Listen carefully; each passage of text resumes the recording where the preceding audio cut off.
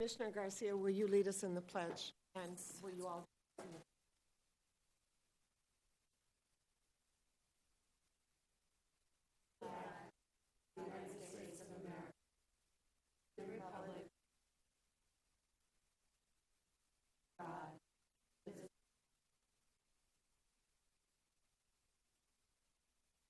The first item on the agenda, 1A, is election of the new chair for the Arts, Culture, and Historic Preservation Committee. Do we have any nominations at this time? Commissioner, I'll actually do roll call, and then we'll go on to item Oh, sorry. 1. That's no problem. I forgot.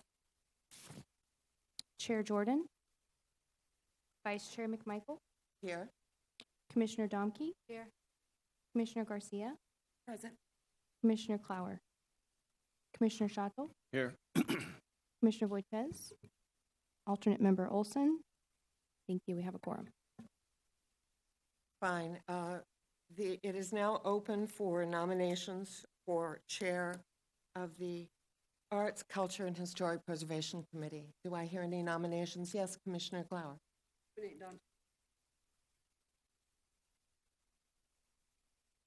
Don Schatzel has been nominated for chair. Do I hear a second? I second. Second by Commissioner Domke. Are there any other nominations for chair at this time? Hearing none, let's hear a vote. Will all those in favor please signify by saying aye? Aye. Aye. I think that was unanimous. And with that, Except Schatzel. oh, did Commissioner Schatzel decline? No. Are you willing to chair the commission? All right.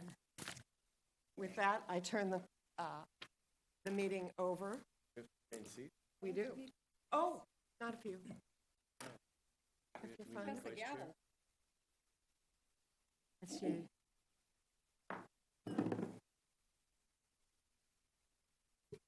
Well, thank you, everybody, for selecting me to be the chairperson. And moving on in the agenda, we are choosing the vice chair. So I open nominations for vice chair, please. I'd like to nominate Christy Jordan. Have a second, please. All in favor? Aye. Unanimous. Christy Jordan is now the vice chair. Did you miss a meeting? See what?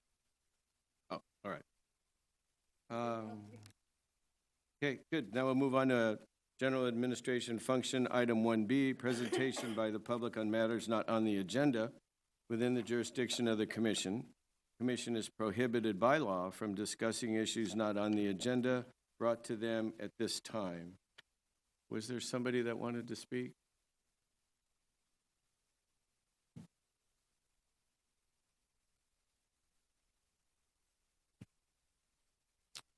Justin Martino, please. Justina Martino, I'm sorry.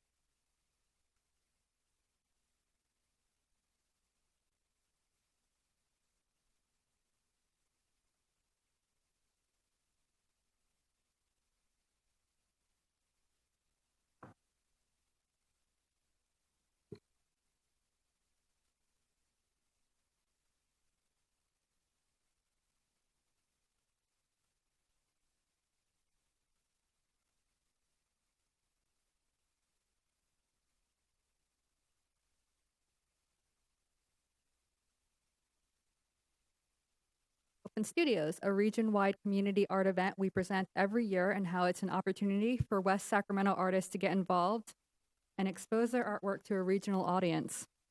In case you haven't experienced SAC Open Studios for yourself, let me tell you a bit about it. It's an annual tour of artist studios throughout the Sacramento region. For 2 weekends in September, over 250 artists opened their studios to the public for this free, family-friendly event.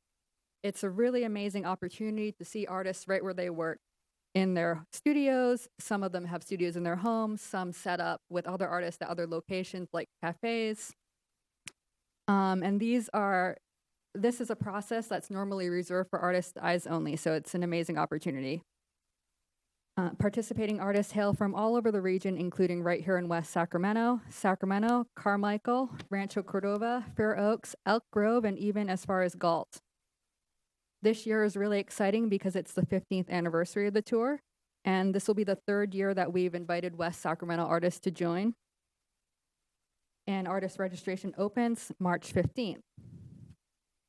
Each artist receives a listing in the guide, which accompanies the tour, with an image of their artwork, studio location, website, and email address. They also receive a toolkit to prepare for open studios and an invitation to an informational workshop, which provides tools to have a successful open studios experience. And they also have the opportunity to exhibit at Verge. Last year, we had a record of 250 participating artists, and 9 were right here in West Sacramento. The majority of the West Sacramento artists were part of the Artist Guild, which you'll hear from later. And we really hope to attract more participating artists from West Sacramento this year. I personally am so excited about the connections we made in West Sacramento. Paula Bellicera was one of the first West Sacramento artists on the tour, and she's on our committee. She'll be coming up next. And I also met a wonderful artist here in West Sacramento, Henry Parada, who I got to visit in his home studio here, and now he's one of my favorite artists. My time is up, so thank you. Thank you. Paula Bellicera.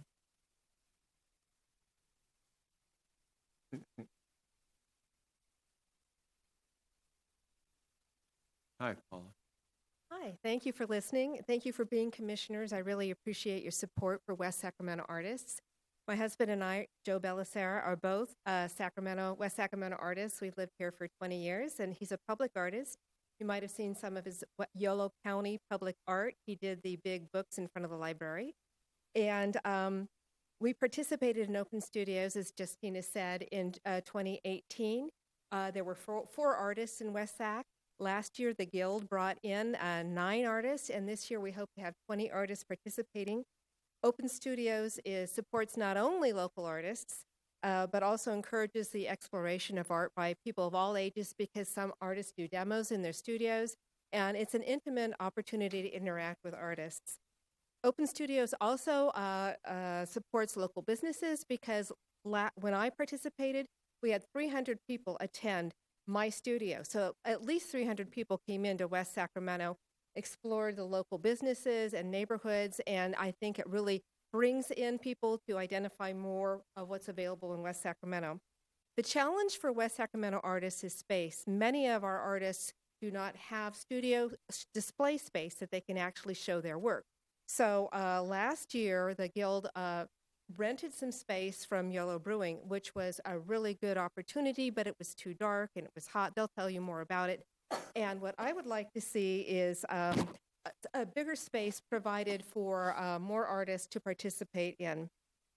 There's opportunities might be something like vacant businesses, real estate that's available, or a multipurpose room of a church or a school, or the community center, or some other city facility for the weekend where many artists can come in and participate without that extra overhead.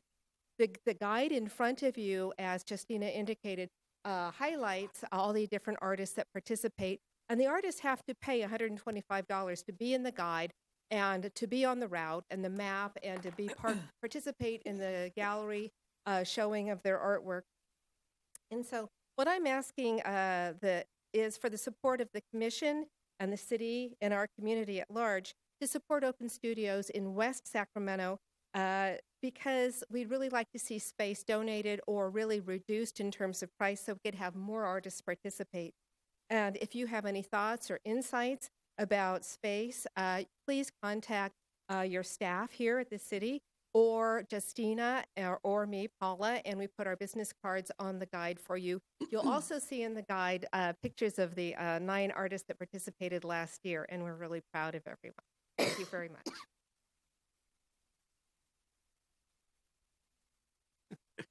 Thank you, Paula. Alex Hirsch.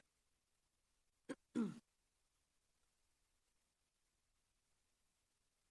evening, Mr. Chair and members of the Commission. My name is Alex Hirsch, and though I have the privilege of serving as the chair of the city's Transportation, Mobility, and Infrastructure Commission, I'm here tonight wearing a different hat as a board member of the West Sacramento Friends of the Library. As I'm sure you all know, the library is one of the jewels in the community here when it comes to celebrating art, culture, and even historical preservation. It's more than just a place where people can go to get books and movies and audiobooks, but there's a wide variety of programs that serve all residents of West Sacramento and beyond, no matter their language, no matter the neighborhood they come from. And the city staff does a great job of publicizing those dozens of events that the library puts on every year. But I wanted to bring a few upcoming events specifically to the Commission's attention and to invite you to attend. On March 20th, the Yolo County Library Foundation is holding an event here in the City Hall Galleria, and it's an event called In Conversation with Sharon Washington. Sharon Washington is an award-winning author and actress, and she will be discussing her autobiographical one-woman play, Feeding the Dragon, about growing up inside a branch of the New York Public Library. It's at 6 p.m. to 9 p.m. that evening. The other event I wanted to bring to the Commission's attention is the Big Day of Giving, which will be taking place in early May.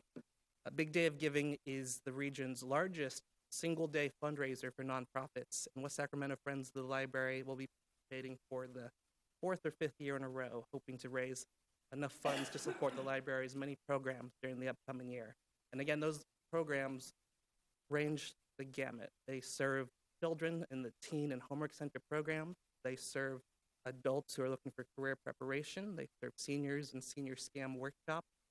This past year, through some grants that Friends of the Library earned, we supported bilingual story time, which were weekly story times for youth and parents in both Russian and Spanish-speaking languages, and as well as not only giving the story time instruction, providing books in those languages. The library also put on its summer reading program where students were invited to attend over summer and were given food. And for the first time this year, we were also able to provide lunch meals to the adult caretakers who brought those students. And those are just a few of examples of the programs that the Friends of the Library look forward to supporting this year. And if you want to learn more about the Friends of the Library, I invite you to visit our website, www.wsfol.org. And that stands for West Sacramento Friends of the Library. And since I have 20 seconds, I will do a third item and extend you all a personal invitation. The Friends of the Library board meeting will be happening this Wednesday from 6 to 8 p.m. in the library. We're always looking for more members, either as regular members or board members. I hope that you will consider attending and sharing the event in your various circles. Thank you. Thank you. And thanks to all the speakers who chose to take time out of their day to address the commission today. We appreciate that very much. Moving on then, we will move to Commissioner Communications.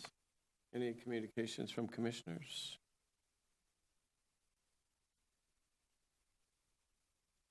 Did you all go to Cirque du Soleil? Yes,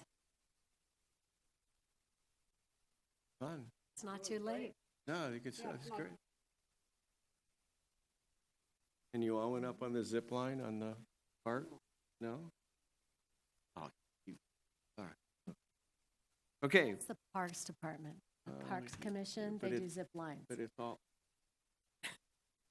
Okay, so with that, moving on, is somebody here from the school district to talk about VAPA? Unfortunately, the district contacted us after our agenda packet already went out. They are postponing until our April meeting. They send their regrets, and they look forward to presenting in April. Cool. That'd be good. Thank you. So then with that, we'll move to agenda item number 3, which is presentation by the West Sacramento Art Guild.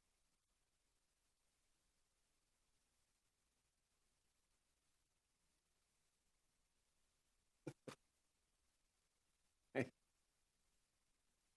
Hi. Hi. Hello. I'm Patty Biazzi Callahan. I'm president of the West Sacramento Art Guild, and this is Judy Martinez, who is the vice president of the Art Guild. So I've given you a handout, and on the handout, it's kind of a summary of our what we did for the last year, and hopefully I didn't leave anybody off, and I may have skipped over something, not sure, but I did my best here. So the West Sacramento Art Guild has been participating in the Yolo County Fair, Dixon Mayfair, and Solano County Fair for several years. Our group of artists levels range from novice to advanced. Many of the artists are commissioned quite frequently. In 2019, Michael Pitts, Randy Pauly, John Nichols, Judy Martinez, Rosa Talamantes Lloyd, I don't know if I said that right, Linda Bowen, Agnes Nielsen, Bona Gisi, Jeannie Hagen Santiago, Don Peterson, is that what you're saying? Pedersen, myself, Carol Hawkins, Alan LaRosa delighted the judges with their art. Randy Pauly was awarded Best of Show at the 2019 Yolo County Fair. There was also a combined total of 13 first place, 5 second place, 4 third place ribbons awarded. So we have a lot of talent in our group. Carol Hawkins and Alan LaRosa held an art class for the West Sacramento program called Spark. There were over 25 participants. They completed their drawing projects and also received multiple first place ribbons at the fair.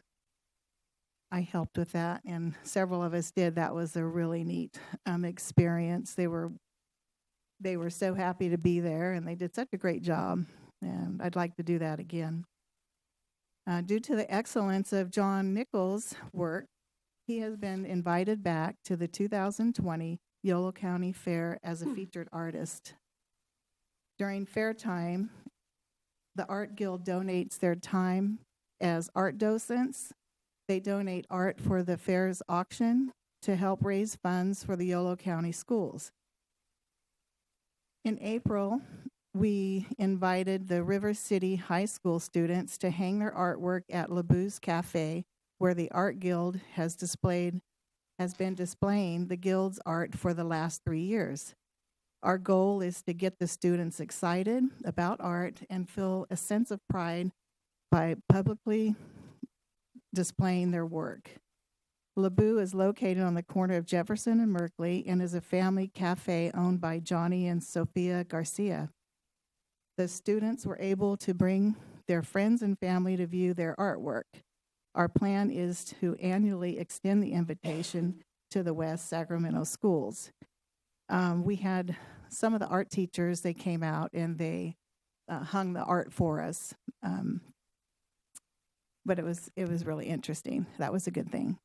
And we'd like to do, probably extend that to younger ages to get them excited younger and keep them out of trouble, right? There's no fee for the wall space at LeBou, which is awesome for us. And we like to recognize the owners as community supporters. We are thankful for their generosity and hope to find other community sponsors. The Art Guild gave a $500 scholarship to Petra Tafoya at River City High, who was chosen by the art teacher.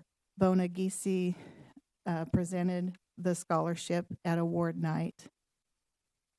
To fundraise for the scholarship, we held a paint day at the VFW Post 8762 in November.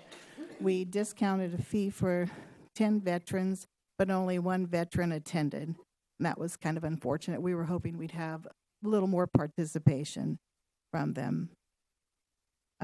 This coming year, we will still extend that offer once more, and the Art Guild prides himself on community involvement. Carol Hawkins was the instructor, and all other members assisted. In July, Jeannie Hagen Santiago conducted a presentation on scratch art at one of our monthly meetings. I found it especially interesting to see how many artists followed the instructions and how many created at their own pace and liking. Jeannie is a guild member. She's also our secretary, and she continues to demonstrate her leadership and knowledge of the arts.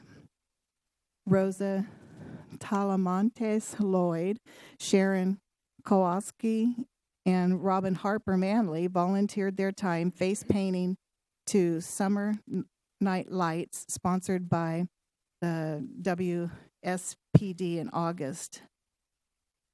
In September, we invited Barbara Repito, a member of the National Gourd Society, to share her knowledge with the Guild. She put together an informative presentation. The Guild painted on gourd shards, which was part of her handout. And that was also a very nice presentation that she did for us. I happened to meet her at the fair this last year, and so she came out and spent the evening with us. In September, John Nichols, Carol Hawkins, Judy Martinez, Michael Pitts, Don Peterson, Bona Geisey, and myself participated in the Verge Open Studios. We rented a space from the Yolo Brewery in West Sacramento for a 2-day event. As we move into the next year, we have been sharing ideas and exploring other locations to hold the event. We need to secure a location as soon as possible. Any suggestions would be highly appreciated. Once again, we're looking for locations that aren't as expensive as some that we did look into. Were like $1,000 for that was really steep, and we managed to secure the brewery for $300 for 2 days, which was pretty reasonable. So, and the Guild paid for that. The members that sold paid 10% back to the Guild, so that helped recoup that cost for us. Ryan McGuire from a local state farm insurance agency held an artist reception called A Night of Art featuring Randy Pauly on November 26th. Once again, there's a agency that paired with the Guild, and that was a nice feature. Bona Geisey and Linda Bowen participated in the West Sac Holiday Craft Fair at the Community Center in November. Myself and Shirley Rowland participated in an annual Nations Native Craft Fair at McClellan in December. Judy Martinez, John Nichols, Carol Hawkins, Bona Geisey, and Sandy Zhang, excuse me. Sandy Zhang participated in the annual Our Ladies of Grace Arts and Crafts Fair in West Sacramento in December. Judy Martinez held a plein air weekend at her family cabin in Cisco Grove. 7 members joined Judy, and we displayed their work at the community center from the successful event. Randy Pauly and Carol Hawkins have participated in numerous shows in Vacaville at the Vacaville Art League and Gallery. TJ Leave has a studio at the Art House on R Street, which can be visited daily. This year, John Nichols has joined the group at the Art House and is pleased to have a working studio. Currently, the Blue Wing Gallery on Main Street in Woodland has an exhibit that John Nichols and Carol Hawkins are participating in. And Carol Hawkins teaches art ongoing at the Sac Fine Arts Centers. John Nichols continues to prove his excellence by the awards achieved in 2019. I've listed, he received George Hargrave People's Choice at the show was Artistic Journey Membership Show. Time to Shine show, he received Award of Excellence. Magnum Opus International Show, Award of Merit. And I don't know if I'm going to say this right, Aris Gradia Artis, right? Is that it? Best of Show, yeah. We're very proud of John. Last month, we celebrated Roger Ream's 92nd birthday, and he's still with the Guild. Yeah, some of you know him. Roger's been a member of the Guild for many years and actively attends our third Thursday monthly meetings. He provides his unique fine art for Lebu and the community center locations. The West Sacramento Guild has and will continue to be involved in the community and other communities' events. Our goal is to keep the arts alive and reach out to other artists and individuals that appreciate the arts. We appreciate the support that we've gotten in the past, such as the community center that provides an ongoing space for our monthly meetings and the wall to hang our art. We'd especially like to thank Connie Leaks, and I'm sorry, I spelled your name wrong. Or Leak, it's Leak, sorry. Okay. Sam Brinkus and Brinkheis. Oh, you want to say it? Because I don't know. Sam works. Sorry. Kira Kominski, did I say that right? For their continual support. And every time we see you all, you're always smiling. We really, really, really enjoy what you do for us. It's great. We'd like to continue to be a part of the Verge annual Open Studios, but need an affordable or donated location to hold this event. That's 3 days out of the year. We have to have a day to set up, but otherwise it's 2 days. So, but that's our kind of recap of the year. I hope I didn't bore you all. It's been a lot of fun. It's been good. Comment from the commission? First of all, congratulations. Thank you. On what sounds like a really successful year. It has I have been. a question about your need for space for the Verge Mhm. weekend. Do you need empty space? Like, how does this work? Is it each member of the Art Guild brings one piece? Or do you need a great big space? Could it be in a restaurant or a coffee shop? What are your needs? It depends on the space that's there. I mean, we actually would need a fairly large space. We have grid that we hang our art on. Right. We each have about an 8-foot table. 'Cause we make a lot of cards, miniatures, paintings. We have all different things. So it's more than displaying your work. You also we have sell. interactive. No, I know you sell. Yeah. But I'm thinking of space that could be available to Mhm. you on a Saturday and Sunday, which is probably the challenge with Right. the Galleria. And I'm just curious, is it 20 pieces that you're hanging on your grid work, or could it be 20 pieces and maybe 1 or 2 tables that rotate throughout the? No, it's each person has the table, and then you have they're 2 feet by I think 6 feet grid, and we have 4 behind our table. Yeah, there's some large artwork. We have Does it need to be indoors? Could it be outdoors? Could it be on a patio? indoors preferably, and we actually would like to have a space that we could keep everything there for the night and lock it up and then go back to it. I mean, we're not opposed to having to take some things down, but that's it's a lot of work getting set up. Best of luck with that. And Thanks.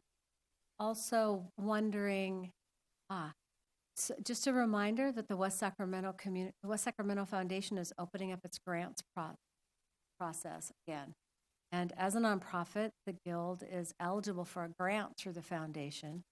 It doesn't require any matching. I know that you were given a grant at one point to help your website. So you might want to check with the West Sacramento Foundation about grant opportunities. To help support the Guild. open studios. The Guild.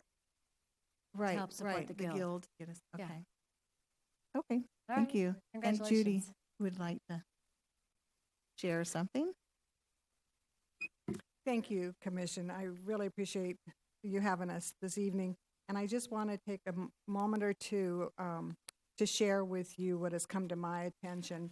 I have been in contact with Connie, and her staff is working on this.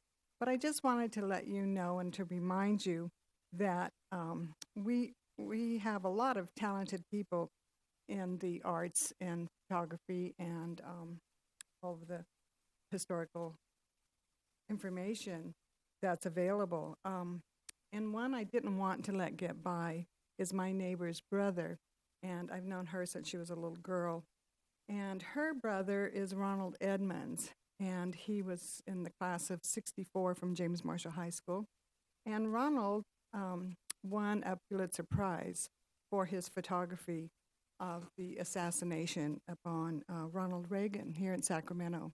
And I've provided you with a small bio of his, and I would really appreciate if you could take time to see what he has done.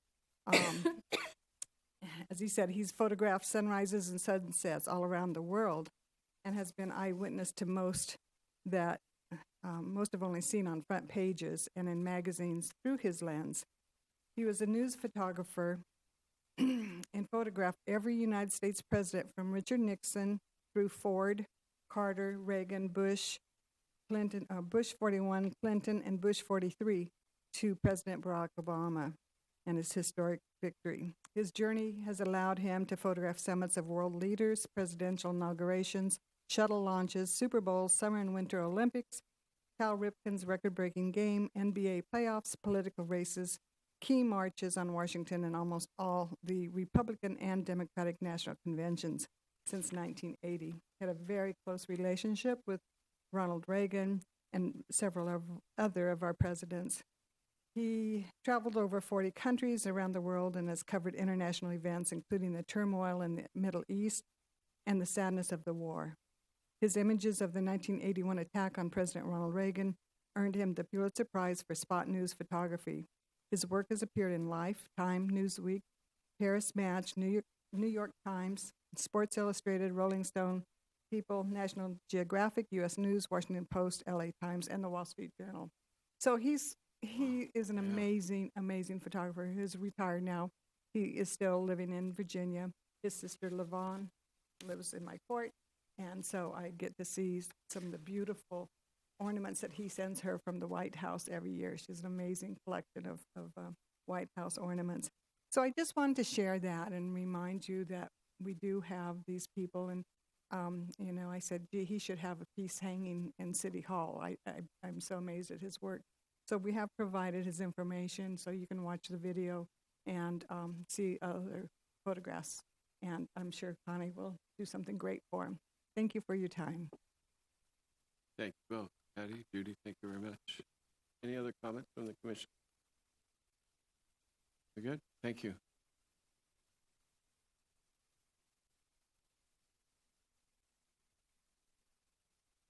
Okay, item 4 on the agenda is consideration approval of the minutes. Can I get a motion, please? I'd like to amend just briefly. We were also briefed on future events like the Panto, as well as some of the things that had passed. So with that amendment, that the future events at the community center were pointed out to us, I would move that the minutes be approved as amended. I'll second. Thank you. All in favor? Aye. Okay. Moving on to item 5, presentation discussion of the Gallery 1075, the Black Box Theater, leisure interest classes and special events in 2020. Mr. Brink.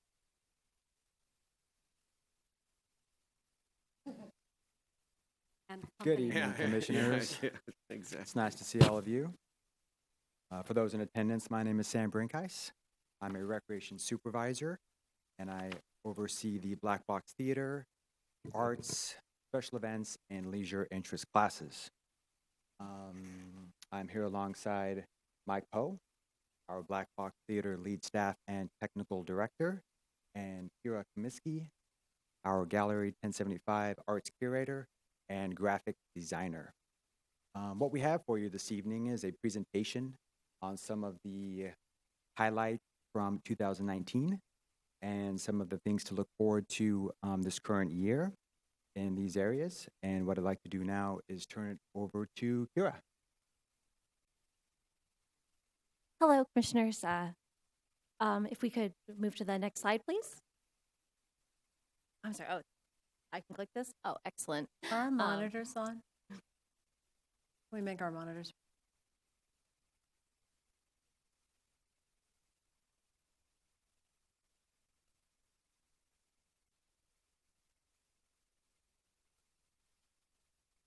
There it is.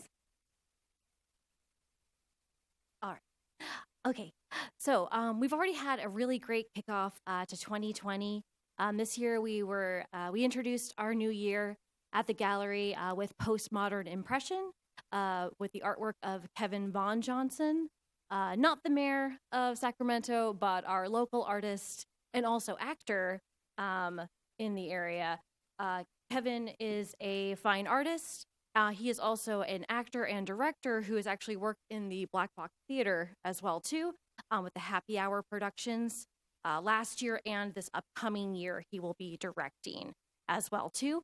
So he helped us open up our gallery with an array of his cityscapes, nature scenes, and abstract scenes, all in his homage to his interpretation of nature, and these really fun textured canvas pieces with a mixture of materials ranging from polished glass to glitter and stones. It was a really fun, dynamic, like abstract representational show this year. And I just clicked, and it's gonna roll. Oh boy. Nope. Moving on. We are wrapping up February with the second installation of Our Art Matters, visualizing the African American experience. This is an original art show that we created at the community center. So we put out a call to art and invite anyone with art related to the theme to participate. This year we had 5 artists, Kevin from January, previously amongst them as well too, and a handful of returning artists. One of the highlights of the reception is, if you're familiar with local events in Sacramento over the last year, and the shooting of Stephon Clark in Sacramento. Actually, one of our pieces by a returning artist, Shantae Gorman, was a portrait of Stephon Clark, and his family came out to view the portrait, and Shantae Gorman is also nice enough, she is donating the painting to the family, although they had never met beforehand. So it was a really emotional, really charged show with some really dynamic and unique original art pieces. Segueing into March, and we have left a postcard invitation for our upcoming show this March. This is Transitions. This is by artwork by Junior Navarro. Junior Navarro is an artist that has recently moved to the area from Mexico, and we are very happy to have his debut show here at our gallery of his really original works focusing on feminism with abstract symbolism on top of them as well too. Some of his pieces are very monumental. Julia actually has, thank you for joining us actually last month for Our Art Matters reception. You would have seen some of Navarro's work on the wall too, and we'll be transitioning some of that work into our March showcase for him as well too. Other direction.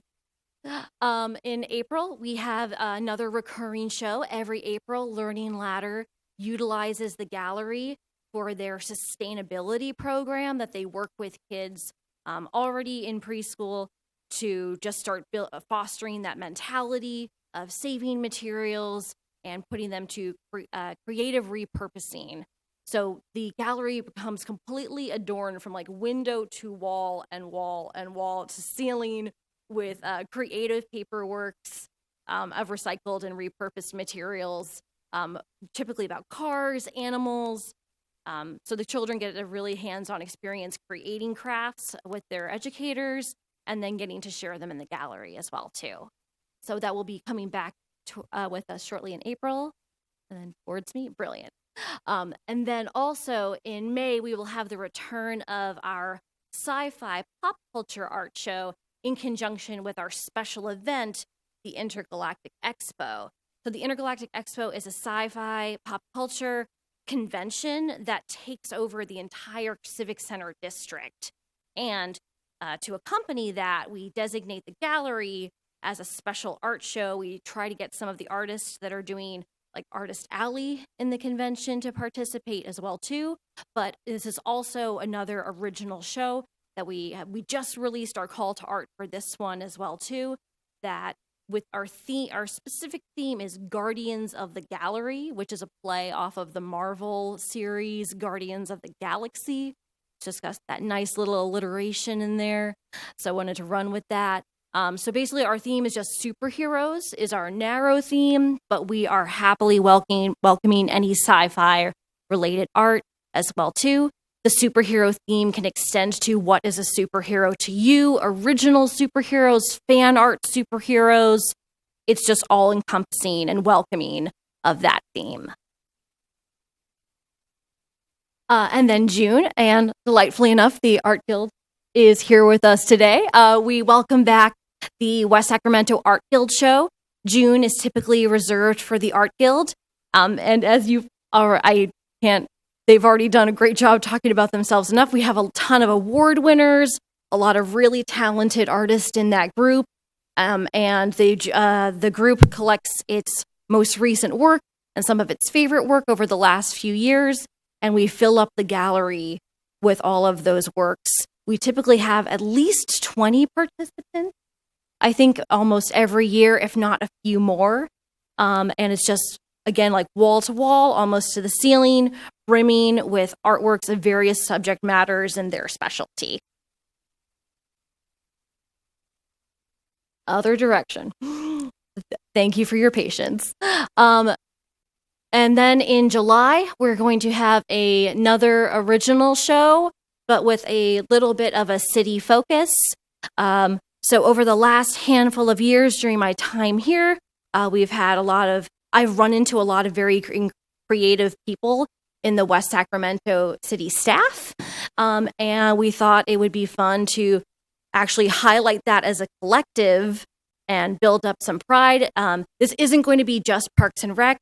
All city staff employees, public works, maintenance, everyone who has that little creative streak is invited to participate. We'll be putting out the call for art for that later this month.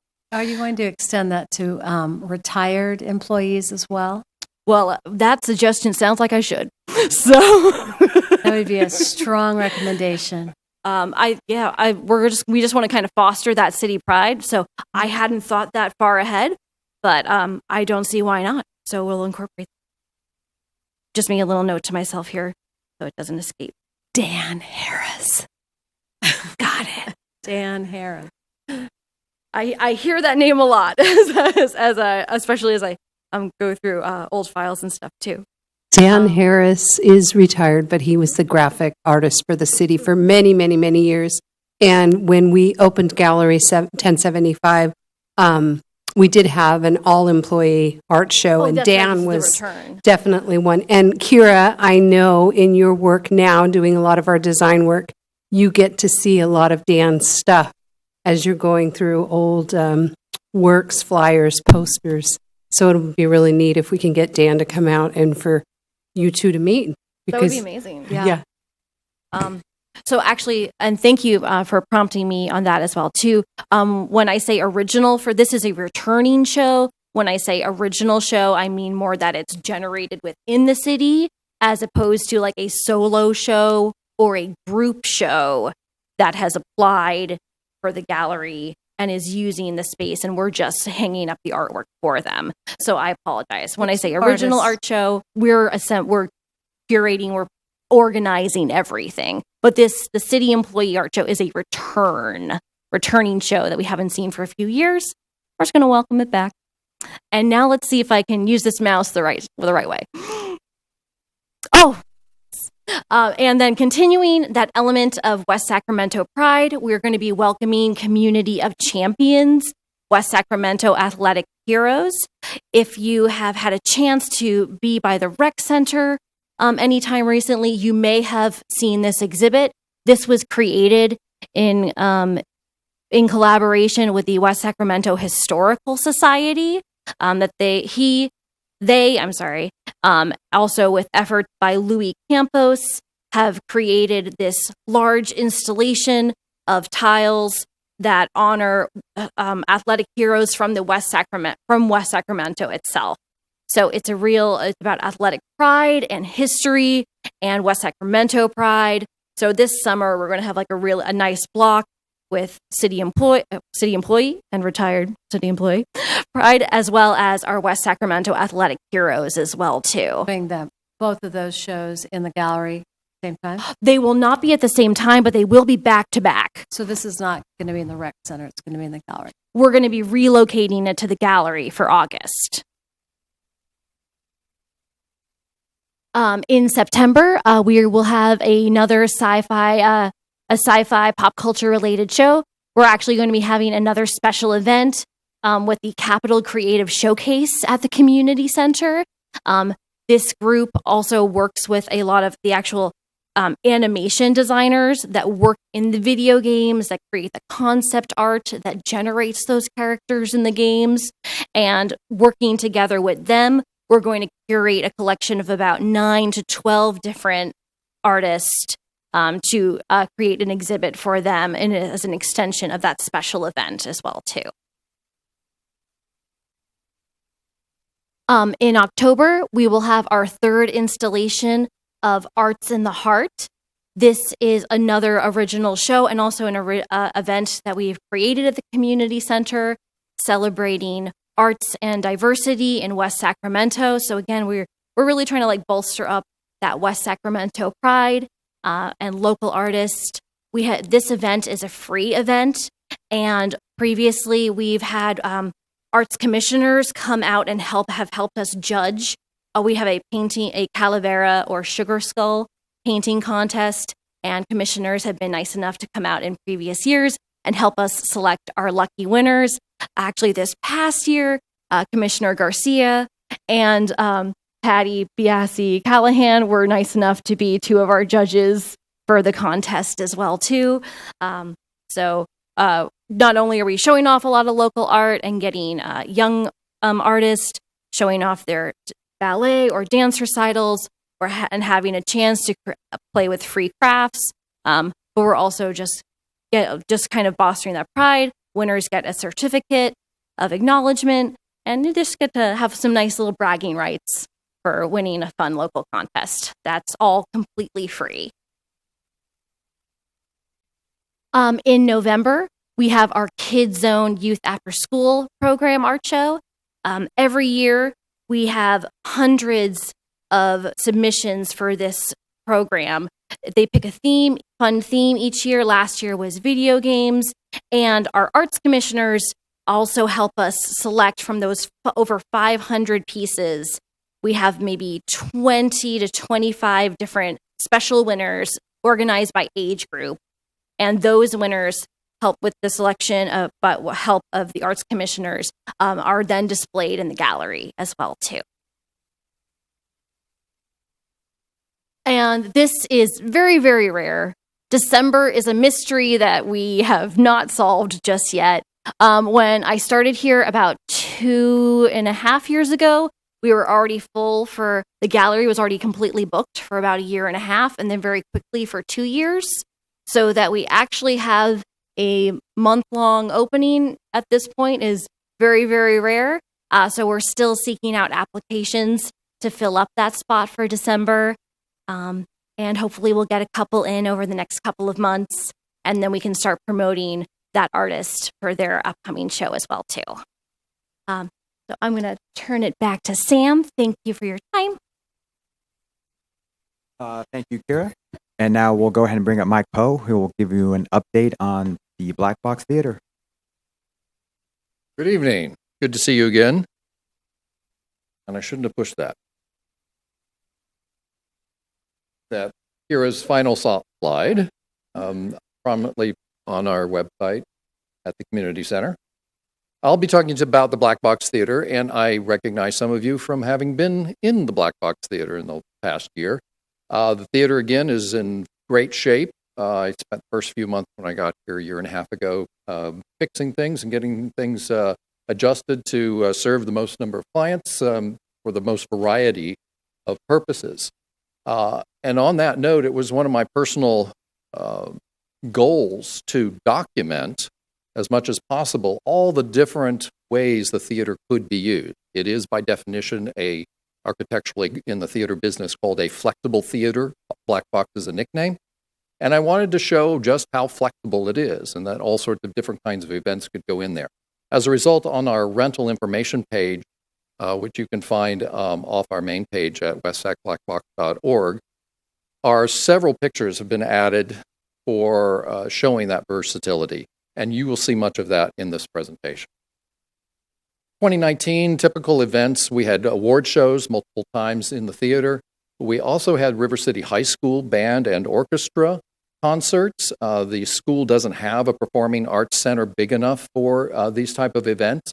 And although it's rather crowded in the Black Box Theater to have a 30-piece orchestra and 150 people in attendance, moms and dads, we managed to pull it off multiple times this past year. And Sam informed me an hour ago that Felicia Weatherly, the music instructor there, would like to do it again. So we'll have that back. And we look forward to that. They often will bring a jazz band as well. So sometimes we'll do a performance and then there'll be a 10-minute break while things get reconfigured for the next event. And then that music group will come in and then we'll do it again. And so parents and audience come and go throughout the event. Piano recitals are a common event as well. Thanks to the Historical Society, we have a piano that lives in the theater. And we get it tuned every year at least. Sometimes more often, and it's used for these type of events and also for musical theater events. In 2019, we also have the Learning Ladder, which is the preschool in the community center. They have their Harvest Festival, and they, in fact, just told me last week that they would like the exact same setup for their multicultural potluck, which is taking place this next Friday. In this case, I was able to first remove all the chairs, turn one set of risers that's up there in the top right with the hay bales and pumpkins into a stage area for the kids to perform. There's a big screen, 14-foot wide screen for videos of the kids and their activities and some little cute interview segments. And then seating for 75 people to sit at banquet style. And then also another set of risers on the west wall was turned into an art gallery display. So students' artwork went there. And then on the south end, right under the word school, those risers were used for a buffet setup so that people could pick up their food there. We'll be doing that same situation this Friday. The very next day after this Harvest Festival event banquet, we had West Sacramento Teachers Association guest speaker, and that was Dolores Huerta. And she spoke for nearly 2 hours. I offered her a stool, but she stood the entire time. And we've packed that place with about 155 people, as I recall.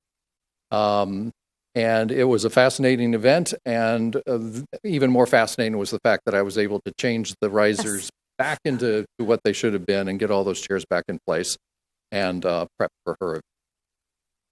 We typically have panel discussions, workshops, lectures, that sort of thing also take place at Black Box Theater. We've got all the AV we need in the form of wireless microphones and so forth, as well as a podium and, of course, projection.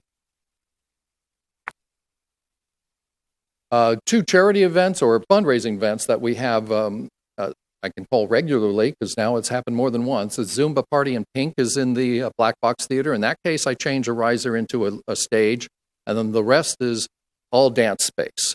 And we have a lot of active video going on the screen, and then glow-in-the-dark lighting with UV cannons, and it's a lot of fun. And then we also have Real Men Wear Pink comedy show for the second time last year. And this is showing Good Day Sacramento doing a live shot from the theater. And note the cleverly placed Black Box logo right behind the reporter. That was good publicity for the event and for us. In April of 2019, Happy Hour Theater, now when I was here in February of last year, I told you they were coming. They are a Yolo County-based community theater. This was their first effort, and they did 5 10-minute one-act plays. And so if you imagine, I have to now think about having 5 different looks for the theater within 1 hour, with about 90-minute changeover between, a 90-second changeover between each. The top one was where it was a show about 3 socks, a white sock, a sports sock, and a colored sock, ending up in the same load, which of course could be disastrous or not. We had Paper Thin was the one on the far left, and it was about a couple that their form of entertainment rather than watching TV on Tuesday night is their neighbors in these paper thin walls of this apartment building always have an argument at the same time. And so they listened to that, and there is, of course, a twist. And then moments later, it had to be changed into an art auction house. And so we had various pieces of invisible art, but the actors made you believe it was there. And the concept of the happy hour theater is you can get a soft drink or adult beverage, come into the theater, enjoy a 1-hour presentation, and then refresh your drink if you like, and meet with the artists involved in the production after. It was a rousing success. One of the other events we had was the kickoff meetings for Proposition 68. That was held in the Black Box Theater. There were basically 2 sessions, as I recall, and we set it up so that there were interactive displays and video, and enough room for people to walk around, enough room to access the food, the snacks that were there. And the more fascinating thing, although that was terrific, is that the next day, it had to be changed for Sacramento Performing Arts Company to come in with a set, and I had to do the lighting for a musical review, and I believe they did 3 performances. I think I also teased last February the idea of doing the Young Actors Workshop. This was something that had been done in the theater in previous years. It's been dropped for a couple of years, and normally it was contracted to somebody locally who would conduct this workshop. This was the first time we were able to do it with all in-house personnel.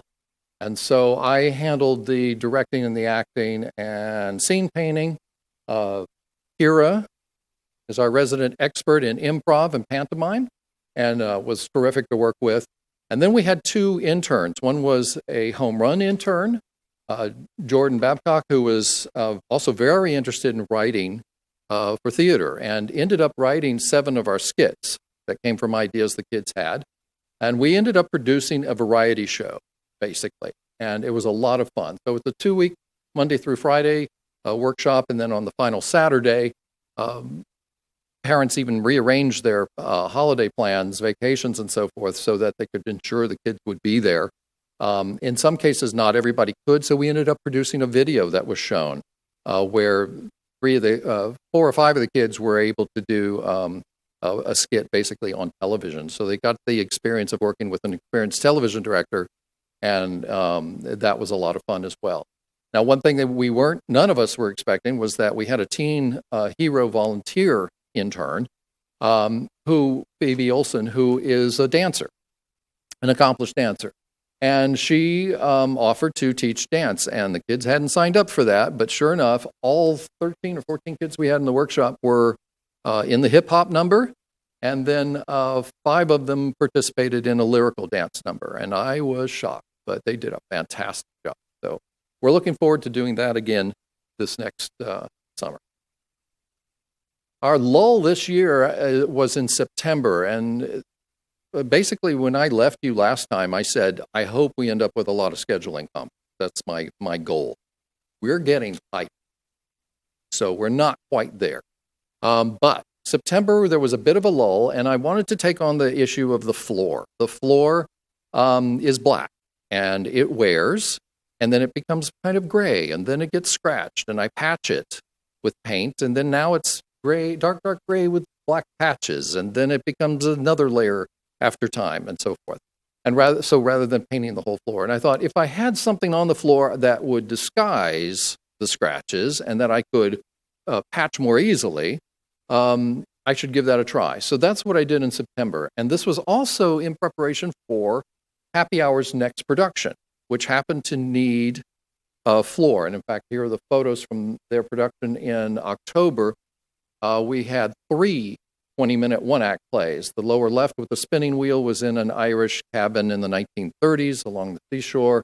The one in the middle is a New York townhouse, and the one on the right is an Indiana farmhouse in the 1930s as well.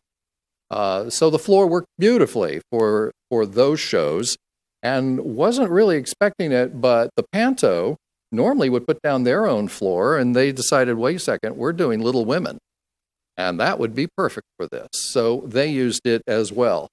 And so they, by the way, have moved from doing, they've been here 8 times now, 8 years. They've moved from doing the classic Panto, which is always fairy tale based, Little Red Riding Hood, Cinderella, etc. And they're now doing great works of literary art and doing things to it. Last year was Moby Dick, this time Little Women, and we don't even know what they're working on next. In January, now the Panto ran right into the holiday break for the city.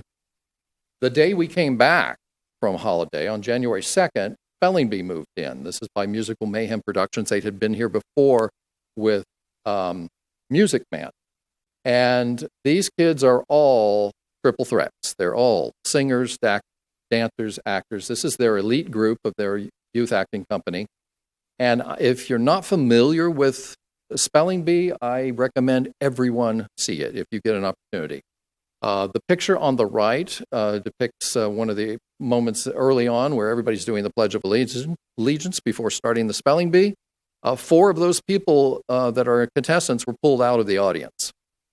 And so there is a different show every performance, because you never quite know what they're going to do. And also the words change in every performance that are being spelled. And it was the most fun for me to watch. I watch shows over and over and over through rehearsals and performances, and this one never got old. Fantastic.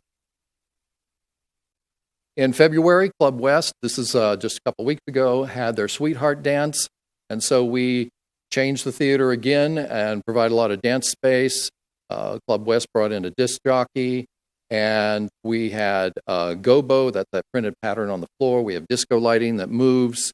I put the hearts on the wall by using a pie tin and a heart-shaped hole punch. Created my own gobo for that, and then a red gel, put hearts all around, things like that. Very easy to transform. Club West doesn't have to spend all day hanging things and decorating it when we can do it so quickly with lights. And then all they had to do was add teenagers. And that was quite an event. Now, the interesting thing came up this past week. On Tuesday, we got a call kind of out of the blue of somebody who wanted to look at the theater to do a music video. And they had done a Google search for Black theater rental, Sacramento. And we came up first. And it's because they needed to do a music video with an all-Black environment. And they normally would have shot it at a studio in Sacramento, but there was adjoining to that studio a open microphone audio recording going on, and you can't have music blasting for the music video next door. So they needed to find another spot. We came up on their very first search, and so we managed to get the application, deposit, and everything taken care of in a matter of a couple hours. And so yesterday, 9 to 9, we had Jacob Collier, who won 2 Grammy Awards last month, and Kimbra, who won some Grammy Awards a few years ago, come into the theater. And they were there from 9 to 9 yesterday. And so basically I helped them transform it into a studio production space. And so basically equipment took up the entire room, and the actual performance space was only about 8 by 8 feet. And it had also involved a lot of disembodied heads and dancing skeletons and things like that, which explained why they needed a black spot. I'm not allowed to show you any photos beyond these behind the scenes, but I thought I would sneak in a picture of the stars on the set. And later the music video will be released at the end of March, and Jacob Collier starts his world tour the next day, around the 1st of April in Berlin.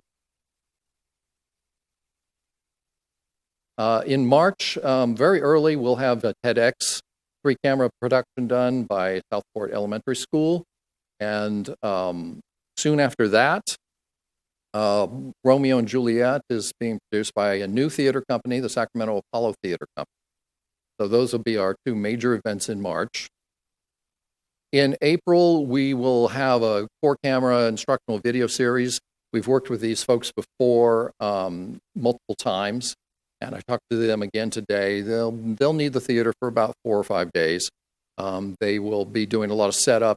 The risers will all be removed, so there won't be anything on the floor. That makes it about 47 feet square, and so 47 in each direction.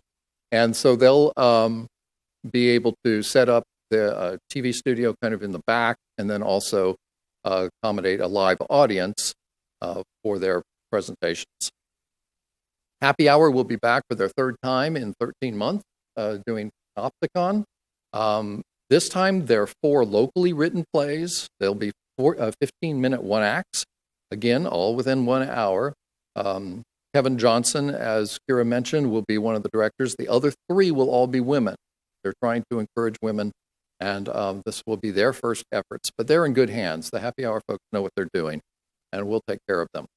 What's a little different, though, is we will be doing the arrangement of the seating in the round. So we will have audience on all 4 sides for this production.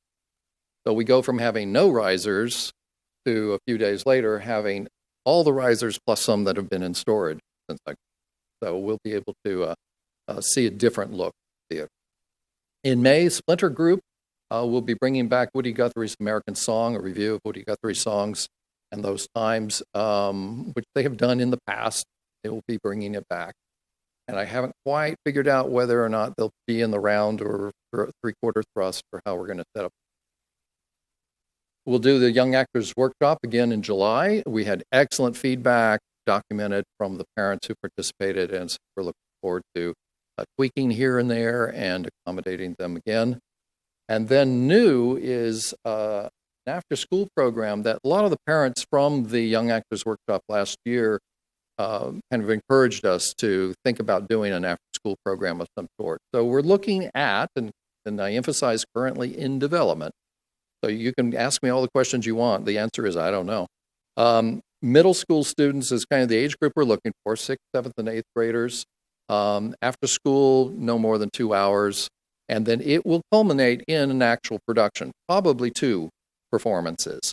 And so we're going to take a known play and work through from beginning to end. So they have that entire experience.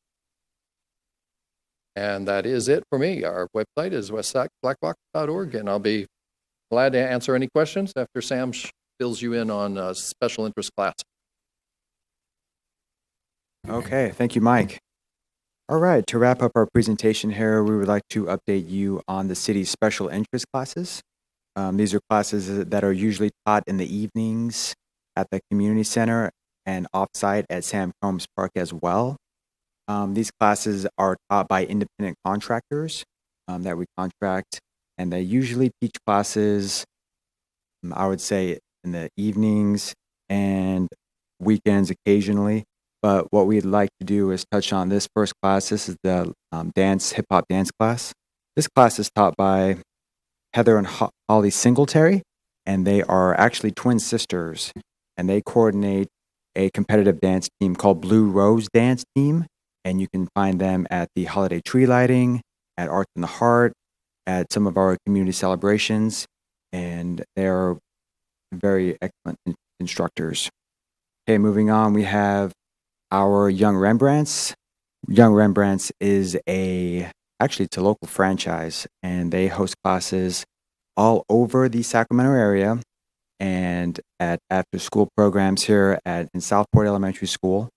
And they actually have classes inside Gallery 1075, which you can imagine is an awesome setting for an art class. This is a new class we just updated called Little Artists.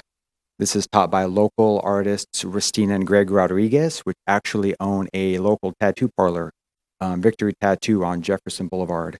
And again, just like Young Rembrandts, this class is taught inside Gallery 1075. And we have monthly themes. Every other month, we do painting, sculpting.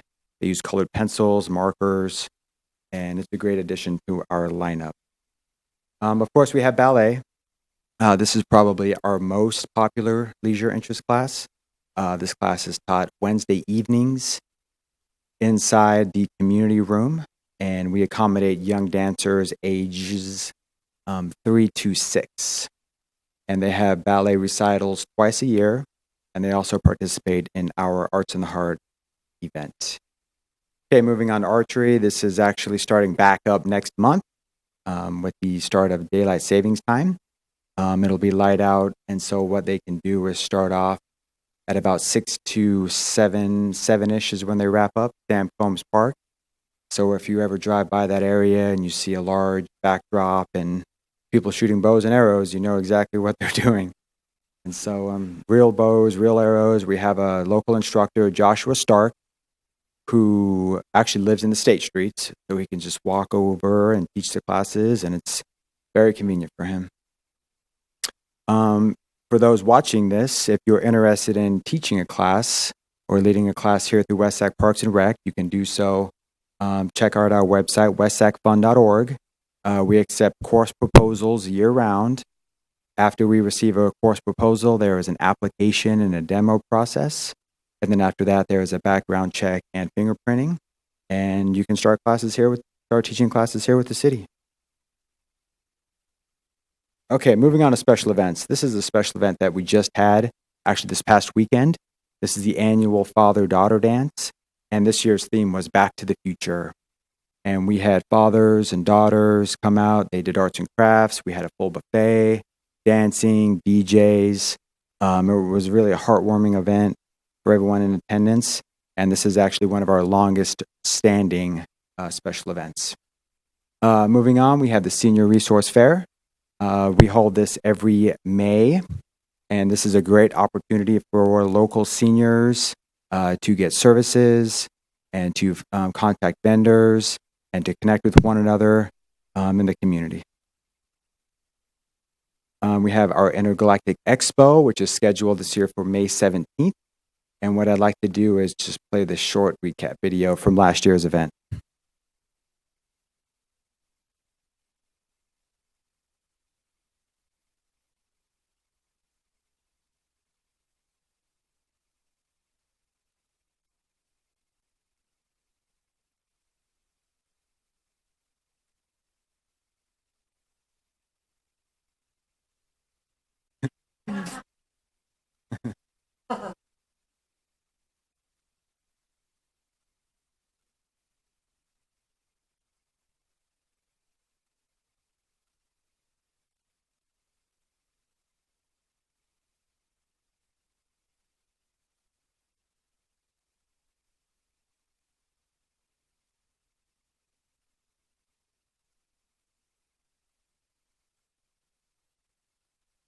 Black Box Theater.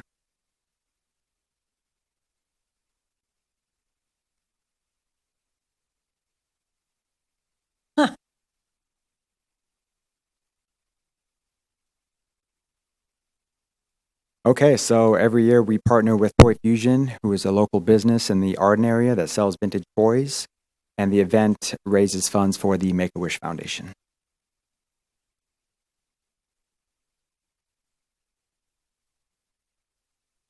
Okay, Kids Night Out. This is an event that occurs monthly in the community room. This is a chance for parents to drop off their kids and enjoy a night out in the town. The kids get to play arts and crafts, watch games, watch movies. We usually treat them to snacks and food, and the parents pick them up about 3 hours later. So it's a great event that we've been doing for quite a while now. Okay, Arts in the Heart. Kira touched on this pretty significantly, but again, we have multiple dance performances. We have arts and crafts, food vendors, and of course, we'd like to thank our commissioners again for coming out and participating in our Calavera painting contest.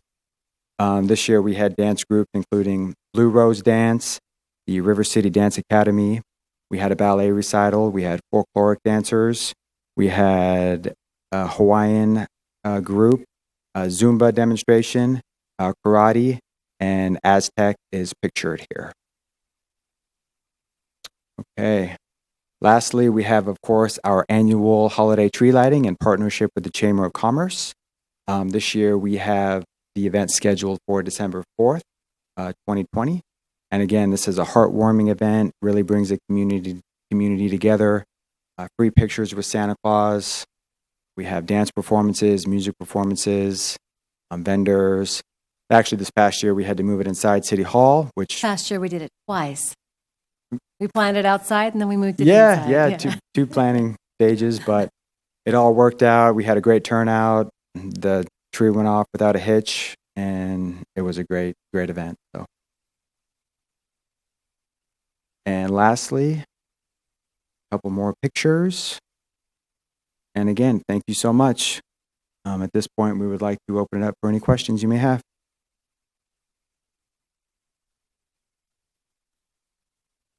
Commissioners, questions, comments?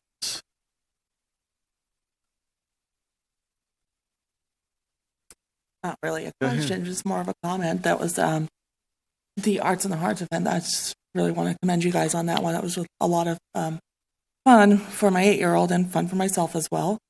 And we can't wait to do it again. Thank you very much. You know, Sam, I have a comment.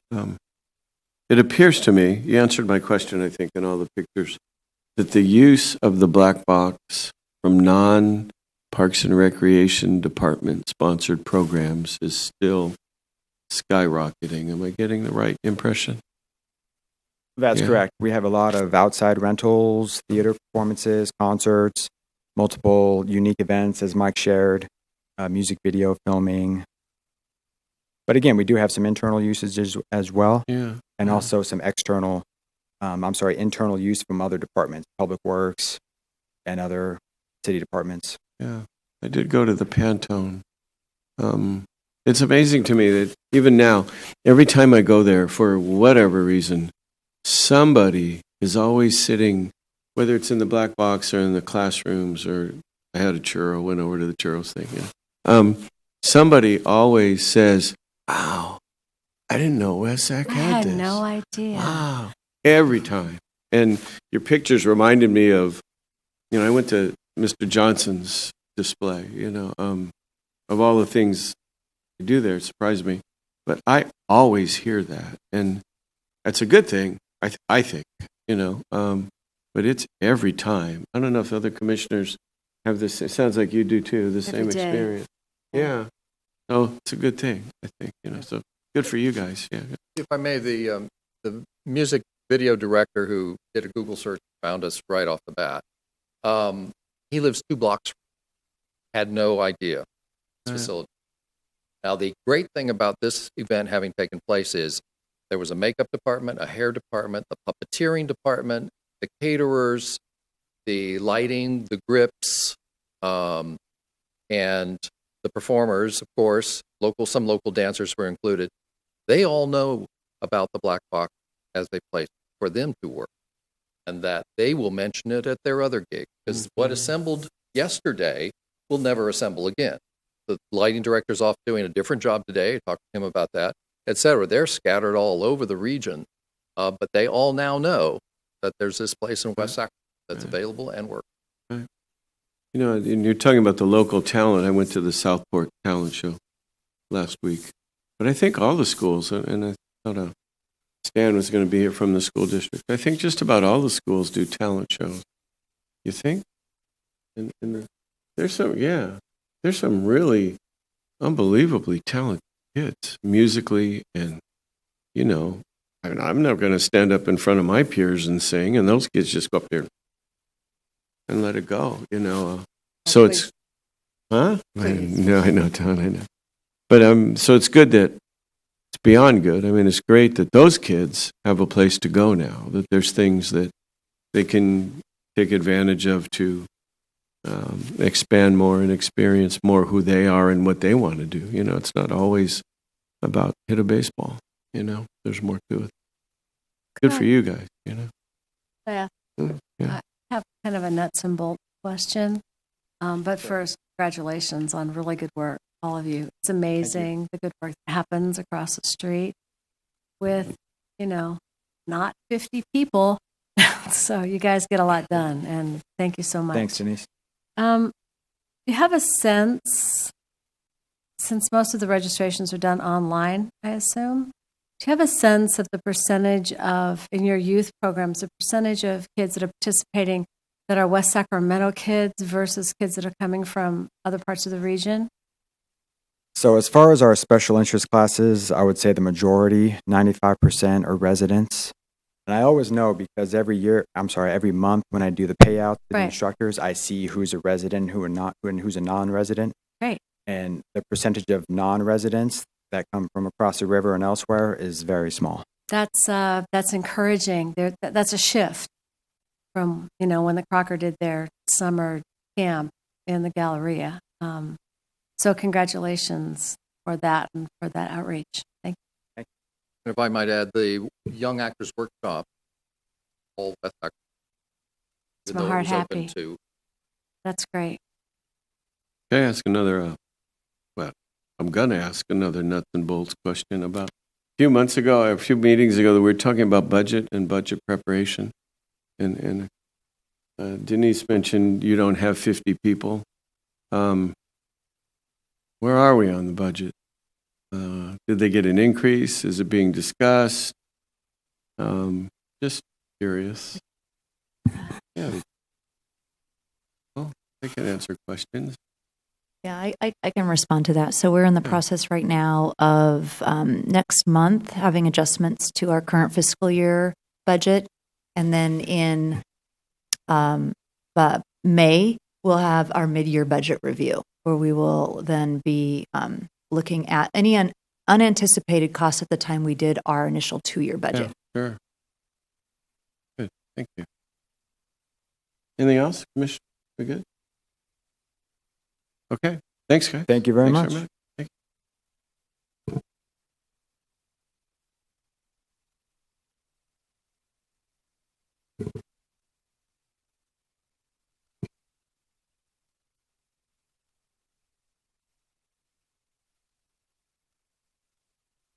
Next item on the agenda then is item number 6, which is consideration of art installation and artist selection process for the Riverwalk North project. Ms. Jacobson, I have somebody to speak. I'll hold that till the end. Thank you. Good evening, Chair Schatzel and Commission members. I'm Katie Jacobson, the Director of Economic Development and Housing for the city. Tonight, staff is recommending that the Commission select a public art alternative from 3 art alternatives that were established within the Washington Arts Plan, as approved last year by the City Council and your Commission, and approve a solicitation. The public art installation and its funding are currently provided within the Riverwalk North project scope of work, which includes SACOG funding. There are 3 potential public art projects that could meet the intent of the public art identified in the Riverwalk North scope of work. If alternative 2 is the Commission's selection tonight, staff is also requesting additional guidance on this alternative. As you may recall, the art installations are all set within a Washington District context and informed by the other public and private improvements planned and underway in the district, including 2 new bridges, a new waterfront neighborhood park to the south of the existing I Street Bridge, CalSTR's second phase, and the River One Hotel and Condo project. The Commission also may recall that the public art identified in the plan is intended to address mobility goals, enhance security and neighborhood identity, and spur economic development in the district. East Street as a major east-west corridor to the Riverwalk has already received extensive investment in new walkability features and improvements and an existing art installation, which is the sidewalk foam. Also pursuant to the River Crossing Plan and the River Crossing Project, the River Crossing dock naming project is currently being installed as part of the new completion of the construction of the new dock on the river. The Washington Art Plan went through several Commission workshops and hearings that included extensive detail about the public art installations and recommended selection methods. The project team for Riverwalk North has completed the design and environmental clearance and is currently managing the right-of-way acquisitions process. We expect to possibly be under construction late this year or early next year, so it's important to advance the public art element now. The city capital improvement appropriation for the North Riverwalk project currently includes a $300,000 budget for this art installation, which is to be a public art beacon. The Washington Art Plan identifies 3 potential art installation locations associated with the Riverwalk in this section of the neighborhood. If you go to the next slide, please. As I know it's a little difficult to see, but there's 3 numbers on this graphic that denote the locations of each of these 3 art alternatives. Number 1 is at the terminus of E Street, and it's difficult to see, but it's on the edge of the on the graphic again in the roundabout that terminates E Street up against the Riverwalk. And that's the location of alternative 1, the E Street sculpture. The water tank retrofit, the I Street replacement project will be responsible for relocating the existing water tank 50 to 75 yards south of the new I Street Bridge landing. And this funding currently is included in the I Street replacement project. However, the timing of that funding availability is not lining up that well with this project, which is one of the reasons we wanted to bring alternatives forward. And then finally, alternative 3 is the old county communications tower that at the corner of 3rd Street and B Street, denoted by the number 3 in the corner up there. And those are also represented in the Washington Art. Next slide. So alternative 1 is intended to be a large sculpture, a large public art piece to provide a focal point, again, at the juncture of E Street, which is considered a major east-west connection into the Riverwalk. It's expected to be visible from several blocks away, and it's proposed to be a very large-scale work. And moreover, the Washington Art Plan recommends that the art piece be very colorful and kinetic in nature, and it's really intended to be an important part of the wayfinding system, which draws people to the river. Next slide. Here's some other images of what that work could be. The artwork that's being shown as examples is showing being suspended as suspended work. And the reason for this is that it takes 2 to 3 years to receive any kind of permit from the Central Valley Flood Protection Board, as well as the Army Corps of Engineers, if we were to try to install a foundation in the levee itself. So in working with our team of consultants and the community groups and through all our public engagement and public outreach and through the commission workshops and other forums, the recommendation came forward that we should try to suspend something in the air in this location that will facilitate it and keep it from being held up with excess. This art piece would require a high level of technical excellence and experience. It's intended to also be the culmination of the other E Street art icons, which are planned in addition to the sidewalk. And it will ultimately be adjacent to new landing ramp for the historic I Street Bridge that will happen when the replacement bridge relocates vehicular traffic and a new planned neighborhood. Alternative 2 is the water tank retrofit. This was the project that I initially thought might be a good fit for the North River Walk if the timing had lined up with the bridge replacement relocation of the water tank. This is an historic water tower. Its scale is already very large scale and visible, and it currently serves as an entry feature to our city. It has some graphics on it that fading currently and somewhat outdated. It's intended to be highly visible, colorful, and is recommended to incorporate uplighting at night, give it that high visibility. Here's just another sample. mural treatment of water tanks. With regard to this alternative two, the staff is requesting that if this alternative two is the is voted on for approval this evening by the commission, that there be additional guidance given to staff, because this project could be something as simple as a mural project, just involving someone would just be involving a solicitation for a muralist. It could even become part of the Sacramento City Mural Festival. That would be the most simple treatment that we could do. You can see from some of the other images, however, that some artists have really reimagined these water tanks. They've cut into them, they've added different materials, they've added sculptural elements to them. So we do need more guidance in terms of the solicitation, if this were selected, in terms of how the commission would like to see the project description, in terms of what the artist could or could not contribute. And the extent of modification or alteration that the commission wants to consider, which may be none at all.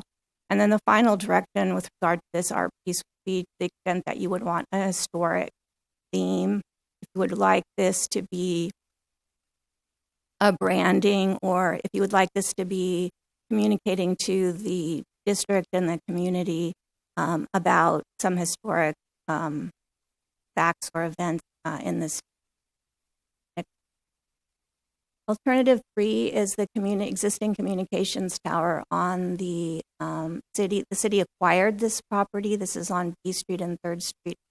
And the really great opportunity about this alternative is that we would never, the foundation of this old communications tower, which also is very large in scale, presents us with this opportunity that we have this existing structure, which is very large, tall, and heavy. It's already foundation built into the levee prism, and it's right up against this new Riverwalk feature.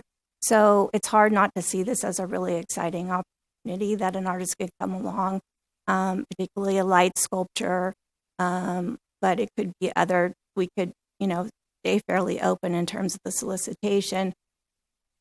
But it really does create an opportunity for a really visible lit icon in this district. And again, we don't need any permits. We would simply use the existing structure as an armature and allow an artist to, and so we would not need any permitting from the flood regulatory. Next.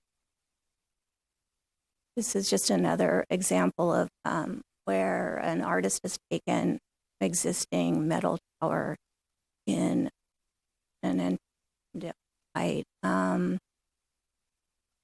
The current on the current communications tower, there's some graphics of water-related images, I think a bird and a riverwalk sign. I have done research to make sure that the city does have full rights to transform that and is not required in any sense by that prior graphic artist. And with that, I conclude my presentation and welcome your question.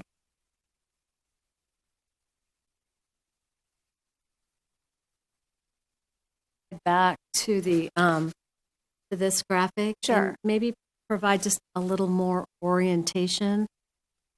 The first one, the Riverwalk. Yeah.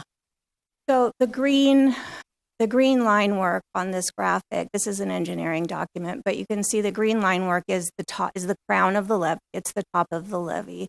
You can see where the existing historic High Street Bridge is crossing the river there at the beginning of the green line work that denotes where there'll be new paving, new lighting.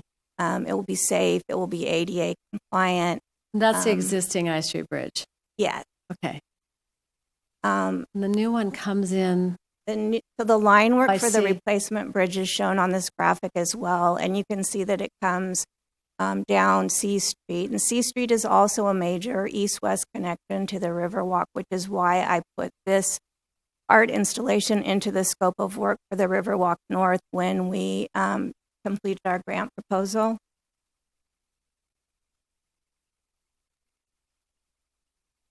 So, as I said, the first alternative is way over here. It's in this roundabout that is at the end of E Street. So if you kept going off the screen in this direction, you would see the CalSTRS building. It has to stay, again, it needs to be suspended. This location is where there'll be a new neighborhood park.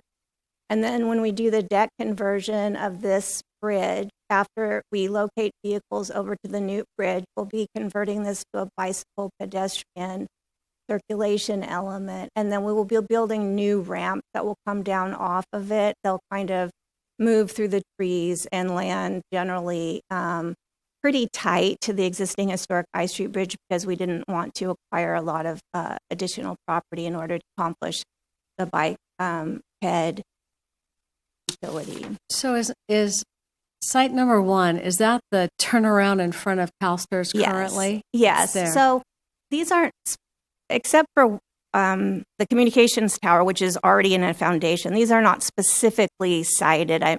So they're, what this is intended to convey is where they were in the plan and their intended objectives, and then the refinement of the exact location will be happening with the solicitation, because we somewhat dependent on what the artist is doing and how they want it.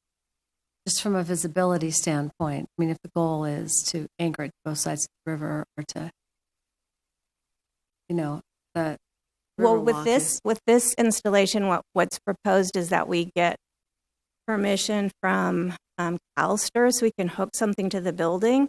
All these things need to be explored, or find another, or we would have to put up some kind of foundational structures outside the levee prism that then cross the road and that the sculpture can hang. And so across from the CalSTRS, I'm just thinking about residential impact to something that's suspended and lit. And of course, my mind's gone blank as far as the density of residential across the street. We don't know exactly what. Well, you're right. I mean, that is property that does not have a development plan on it at this time. It's something that the city would love to see developed, but it could have a very high-rise commercial or residential development there. We're going to have to be sensitive with light on any of these because we're at the mixed-use neighborhood. We're promoting more mixed use. Even the communications tower is near residential. The artwork probably could be lit above the residential, but you're still going to have an artist that very experienced, really understands these matters and knows how to keep light interference off the adjacent residential and knows how the colors of light, as well as the power of the light and what kind of light fixtures and illumination is going to. And then it's this first project that you need additional funding for. You're anticipating needing additional I funding for anticipate it? that our current budget for alternative one is going to be insufficient given the level of just technical experience and expertise that would be required to successfully complete that. Would it be your hope that comes out of EIFD? Based on your commission's your action, I would probably recommend that it come out of Measure G or the EIFD, and I would have to go back in front of council during this budget process and request that it be put in the. Thank you. Could you orient me, if it's possible to show on this map, where the State Native American Museum is relative to? Gosh, Tracy might be better at this. It's way off up. the graphic. It's way up. Yeah, it is way up. Yeah. Way up. In looking at all of the proposed concept pieces, I'm very fond of using the Riverwalk steps for training. It's nice to have a walk-up piece, that one that you showed on the tower.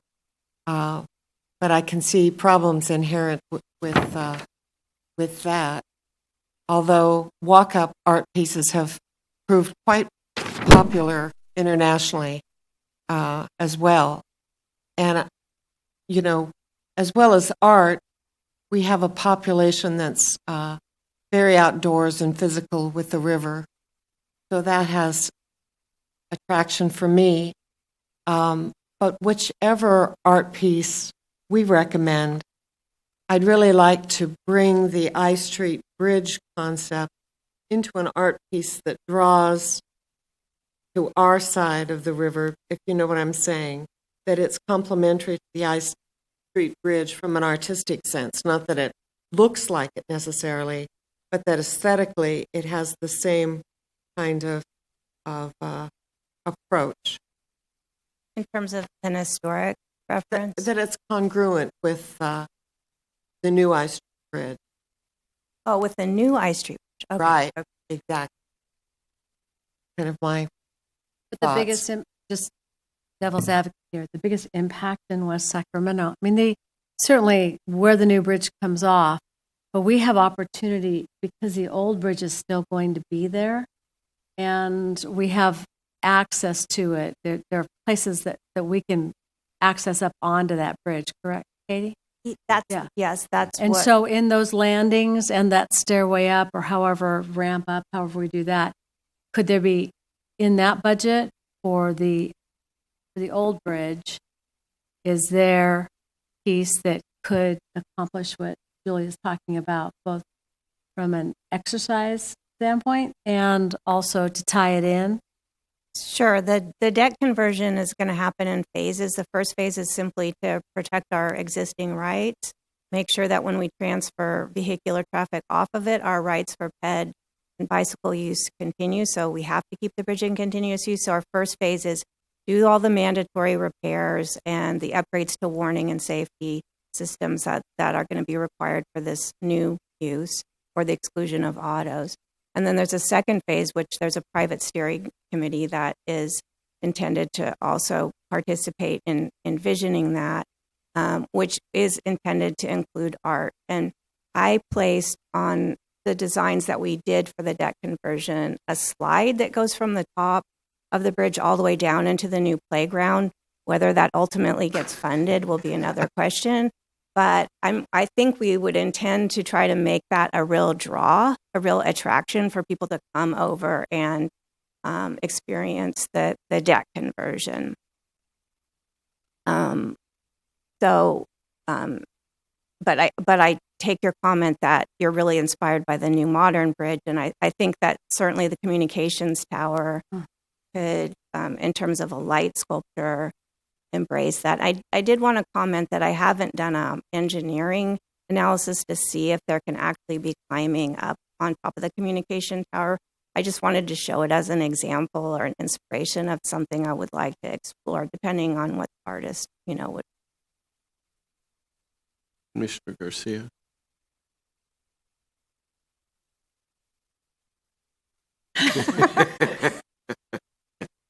So is it possible? It would be a shame to lose that old water tower. And we won't lose it. It's just a matter of you're going to move it somewhere. The new bridge will absolutely move it to its permanent location as shown on this graphic. Okay. The question tonight is simply, is that your top priority, or could that follow Since we have these two structures that already exist, one that has to be moved, but certainly needs to be preserved because of the identity that it's had in that community, in that part of our community. The second one, just solid as a rock and probably isn't going to go anywhere. We're talking about $500 for a really cool flying lit up art piece, $300, which we already have funded through SACOG, correct? Mm-hmm. And the second $200 that you're going to pull out of an infrastructure financing district. Could you do both? I can certainly request to council that that's the commission's I'm request. just asking, is that realistic? You could say no. Oh, she will. I mean, it would be exciting. I would think it would be fun to do both. I would love to do both. Whether If we have the bandwidth to both, we're going for $500,000 to start. We already have 300. And then in your report, you talked about some concern around timing and federal funding. Could you talk about that a little bit? So the relocation and the reinstallation of the water tower itself is already in the new bridges budget. But so that's why I was sort of focused on it initially. But because the new bridge is now so far behind, I'm being told there's no way that that project will make that funding available for the relocation and install and lighting. So therefore, we would sort of be, if we were to choose to do that project now, we would have to forego that federal funding that would otherwise pay for it and fund it with our local funds, because I don't have access to the federal funds yet on the bridge, and we have to get this art installation done with Riverwalk North. So the idea is that within a year to 18 months that both projects complete and are unveiled. And it's part of the Caltrans scope of work and funding has timing on it. So it's important that the entirety of the project is completed. And so the water tank is something that, like I said, the new bridge will relocate it and reinstall it in the permanent location. And then we could, launch that project at that time, or we can go ahead and spend our local funds and move it now because it's the commission's desire. Go ahead.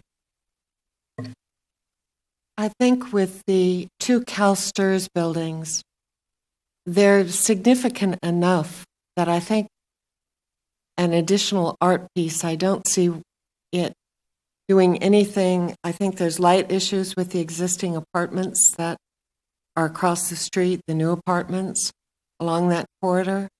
So I'm oriented toward 2 and 3 myself, because I just think that given the ziggurat and the CalSTRS building, they're significant kind of unto themselves and noticeable on the Riverwalk. Kind of my thought. Sounds like this would be a good time to hear from Mr. Hirsch, public comment, and then we can maybe make some more comments. Thank you, Kate.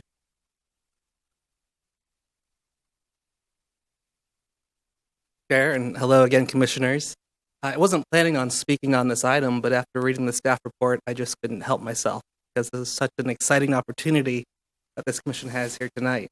As I mentioned earlier, my name is Alex Hirsch, and in addition to being on the Friends of the Library Board, I also have the privilege of serving as the chair of the Transportation, Mobility, and Infrastructure Commission. So I'm here tonight speaking not on behalf of the commission, just as myself as an individual, but from that transportation and mobility perspective. And I think that all 3 of the alternatives that have been mentioned tonight are fantastic alternatives. But from the transportation mobility perspective, I would say the E Street sculpture has some unique benefits. The first being the location of it on this map, right next to the planned conversion of the existing top deck on the I Street Bridge. I think that it could help draw additional pedestrians, additional cyclists to the new Riverside Park on the left-hand side. That said, I think that alternative 2, the water tank relocation, or alternative 3, the reimagined communications tower, also have great benefits to them. But I think because they're a little bit further away from the new planned pedestrian and cyclist converted deck, that they would be slightly less of a draw for people who are either walking or cycling from across the river.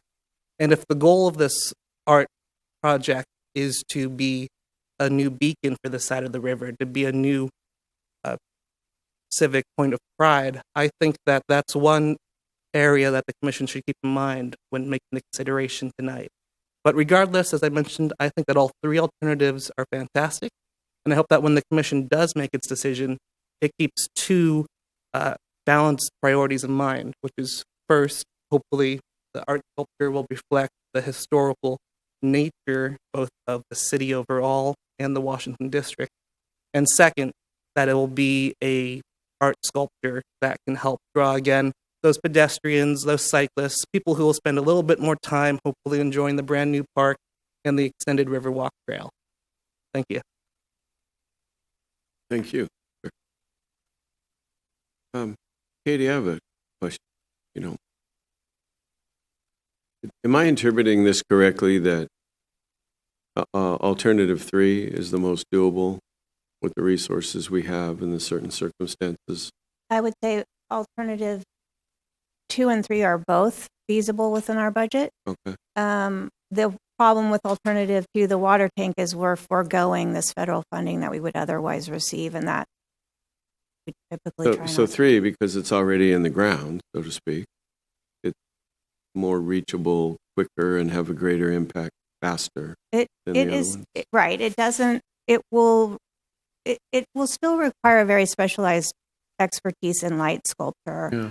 or other elements of sculpture. Yeah. But I feel that it's kind of an exciting opportunity right now. But I also understand that the East, like culminating the East Street in something really prominent and visible, is exciting too. So I just, I probably am not making it easy to No, make a it's all right. decision. Yeah, it's But that's So, sorry. No, good. You're good. Okay, site number 2, is that not right off the Tower Bridge? so right there. Yeah. So that is, so basically, we're going to be building a new street because the parking here is taken out by the bridge, you have to replace their parking. That's the firehouse right there. Right. And so we're going to take a new roadway here, or we're going to have to create a T roadway here. And those are both, if I did a project, they're fully funded. And so I may be able to get this a lot closer to the river, but at this point in time, I'm just showing it in the roadway because I know that I can install it and I don't need to get flood regulatory permit. I can have a new foundation. We can install it in that location without a major delay. So, but it's possible that, so it's just, I'm depicting it generally in this area. I would probably, take more analysis once an artist is selected. And we would maybe try to move it closer to the path if possible without triggering levy requirements. I'm confused a little bit on funding. If 2 is delayed with the building of the new bridge, then it would be included in federal funding? The federal funding is, because the bridge is taking that out, it can't do that. It has to move it, it has to protect and preserve it. So it's saying to this, so the federal agencies say to the city, well, we need to relocate this. Where do you want it? So then we tell them, okay, here's where we want it. And by the way, put some lighting in, do other things when you move it. But that federal funding is just not timely right now. So if we have to move it ahead of that, we will have to pay for all those costs that otherwise would be picked up by the new bridge because it's knocking that out. So if that art piece is delayed, you'll get federal funding for it? We'll get federal funding for the structural reinstallation and relocation, not the art component at all. So the art component will be another, then if I would understand that the commission, or Tracy understands that the commission is saying, hey, we really would like to see that completed next, we would simply provide for that in our budget request to council. That's a priority, and that in the next, few years, we want that to follow close. Because that project actually is, if the council's simply looking at an historic treatment and a mural treatment or branding treatment, it's, you do need very extensive equipment, and, you have to get up on a cherry picker. I mean, it won't be easy, but it's just paint. It's not a lot of expensive sculptural materials like glass and things like that, depending, again, on your direction as to what your vision is. And there wouldn't be funding for 2 and again, I mean, I can go and report to the council in our budget hearings that the commission has requested that these 2 things funded. The council's already adopted this plan. They've already prioritized Washington's sustainable development improvements in every sense of the word. So I would be happy to include that as a budget recommendation, create a CIP in the Measure G or EI fund, and at least make the recommendation to council. Whether they approve it, I don't know, but that can be done. Given your expertise, what would you recommend, Commission?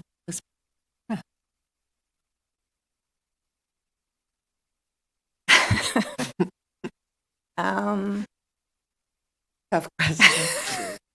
I don't know. I'm sort of feel enthusiastic about the communications tower just because we'll never get anything that close to the Riverwalk. I'd like to see what an artist could conceive or imagine. I also like the fact that we don't, through what is really logical and good planning, we have a number of pieces that are along the river or wayfinding to the river.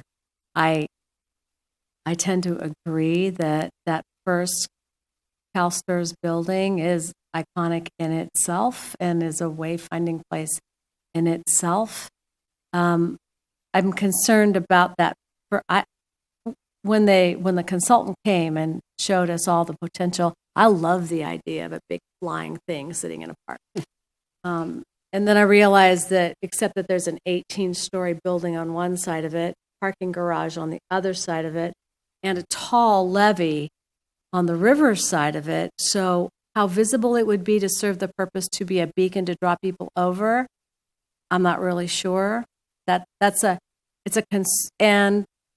one of the potentials is, and we'll see if CalSTRS will let us run a great big extension cord from their building. I mean, you know what I'm saying? Yes, but I mean, there are alternatives to. But so those are things that I think about with that. I think about when we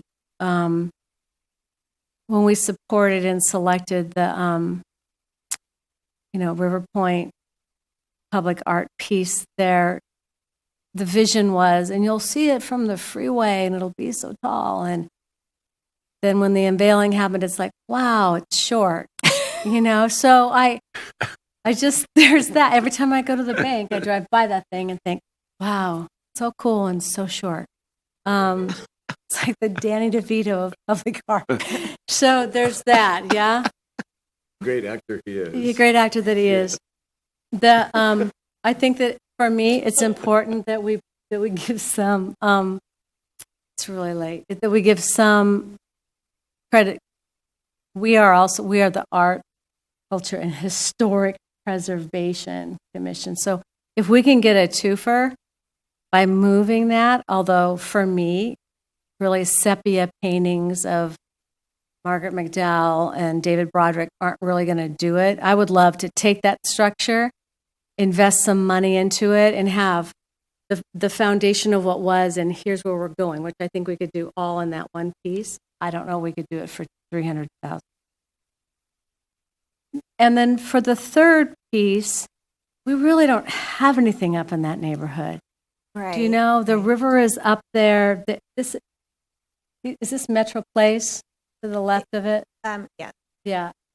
Right. Yeah. That's Metro Place at Riverside. There's the coffee. We really don't, and there's the Broderick boat ramp, yeah, Right, and all the parking, exactly, and right. that also is, a potential recreational draw. We don't really have anything in that part of this district, and that's attractive to me. And I think that they could do something cool, and maybe for $100,000. We were going to pop for $500,000. Maybe we could do both. I think we're looking for a motion.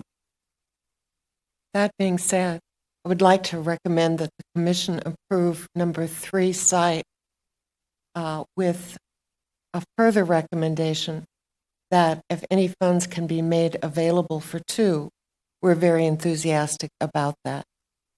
So that would be my motion. A second, please.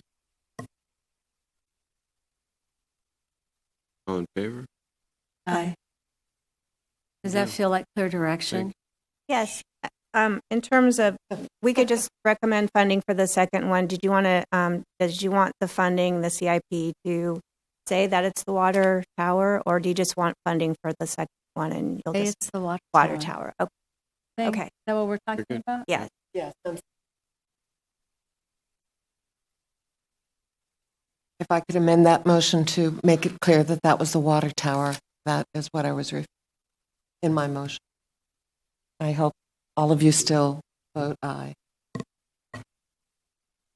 Just a point of clarification, since alternative 2 is part of the recommendation, Katie, do you need further direction on alternative 2 in order to establish sort of a funding range?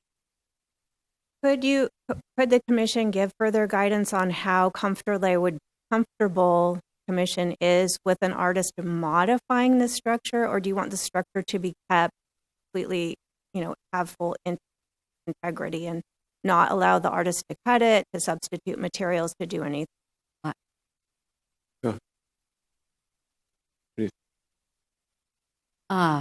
For me, and given the tone and the growth and the potential in that district, I think we, by all means, would encourage the artist to modify. Okay. I think we can tell the story both ways. Let's see. Judy? Yes? How tight are you to that water tower? Yeah. Is that the one with the cranes on it right now? Man, I hate that water tower. Another. Julie, you okay with? Or could they bring it back, or? Right. We can defer that discussion.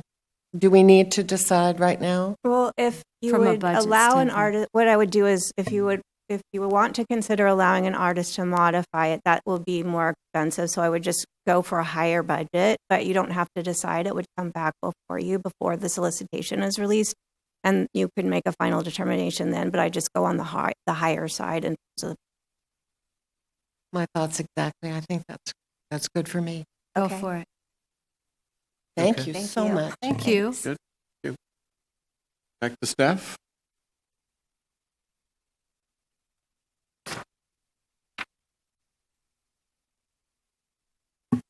Okay, we've had a long evening, so I will keep my director's report brief. Just wanted to update you on a few things. We still have not heard back yet on the Prop 68 grant applications for our 3 sites. All 3 sites have a public art component built into the budget. So we are hopeful that we'll get one or more of our projects awarded.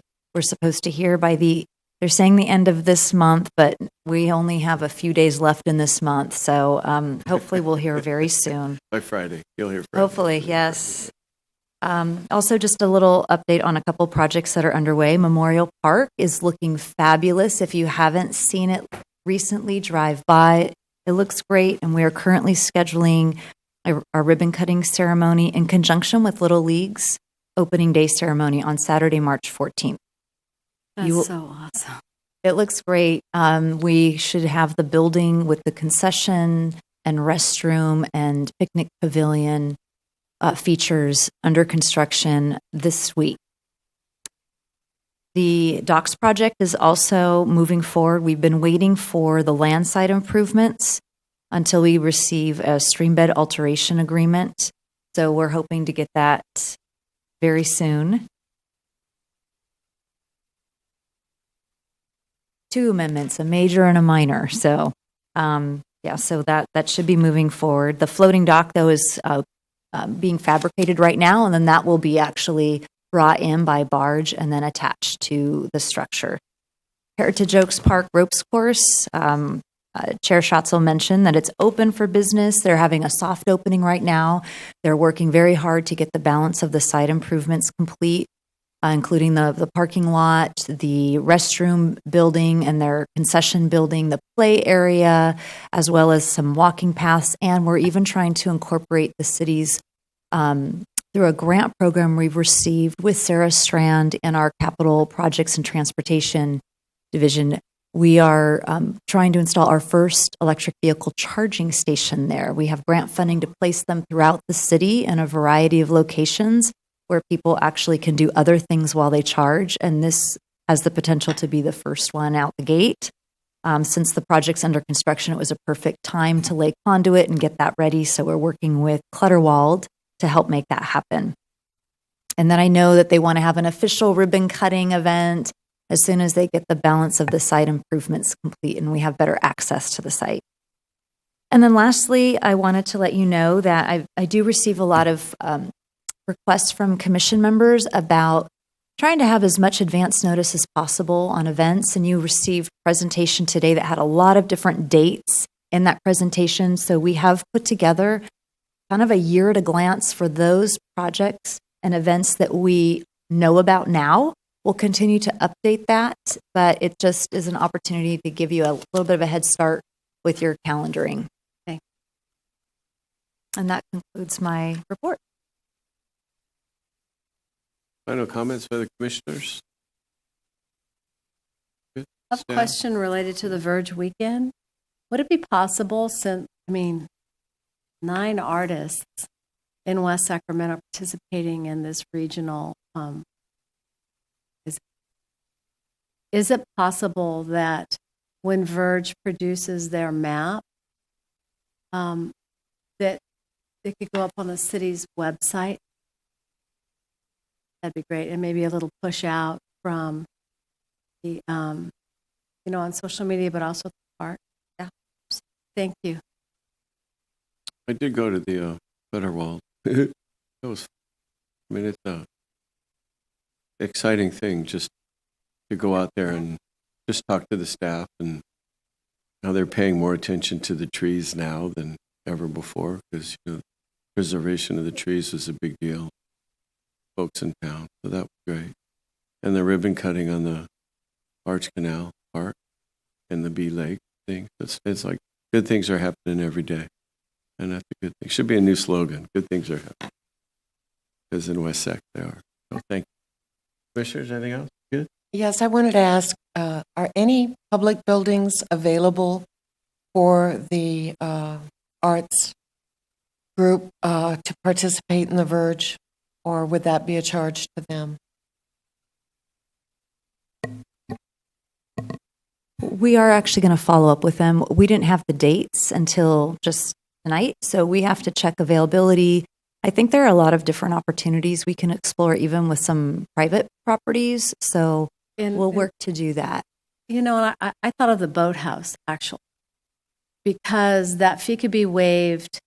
It's got parking, it locks up at night, and there's nothing inside of it, right? So city staff wouldn't necessarily be required to be there on the weekends to open it and lock it up. We do have to have staff there, Okay. but we have a number of spaces, so that's one of several that we can look at, and there were a few other suggestions made about some other interesting locations. So and it can be at multiple locations, so that you can encourage people to go to multiple sites as well. That's true. So I did walk the guild out and, of course, thank them for their wonderful presentation tonight and all that they do, and let them know that we'll be following up and brainstorm some locations with them. So that's a goal, and as staff will be meeting with them shortly to help with that. Will you let us know so that we can Take a look at, I think the address is a city building on 540 Harbor. There's a warehouse there. It has space with a couple fire trucks. Yeah. That might be helpful.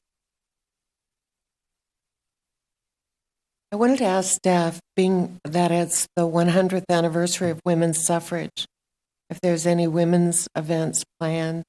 It's in September, it will be 100 years.